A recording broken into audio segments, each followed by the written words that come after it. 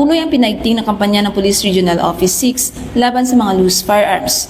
Sa loob lamang ng 24 na oras, mula alas 6 ng umaga ng Hulyo 25 hanggang alas 6 ng umaga ng Hulyo 26 taong kasalukuyan, mahigit 60 baril at 15 eksplosibo ang voluntaryong na-recover sa iba't ibang bahagi ng Western Visayas. Ang Police Regional Office 6 ay nakapagtala ng 64 na baril at 15 eksplosibong recovery sa magkakahiwalay na operasyon sa buong Western Visayas sa loob ng 24 na oras. Batay sa accomplishment report ng Pro-6, nagsagawa mga operating unit ng 73 operasyon na nagresulta sa 58 voluntaryong sinukong baril, 6 na baril na idiniposito sa ilalim ng ADFIR program at 15 voluntaryong sinukong eksplosibo.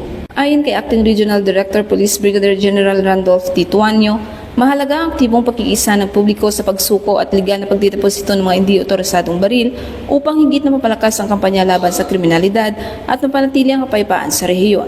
Patuloy na manghinikayat ng Pro-6 ang publiko na agad iulat sa pinakamalapit na himpilan ng pulisya o sa 911 ang anumang impormasyon kaugnay ng iligal na pagmamayari, pagdadalaw paggamit ng mga baril at eksplosibo bilang bahagi ng layunin nitong isulong responsive, trusted at transformative policing tungo sa mas ligtas at mas mapayapang Western Visayas, kasabay ng pagsulong sa bisyon ng PNP na bagong PNP para sa bagong Pilipinas, serbisyong mabilis, tapat at nararamdaman.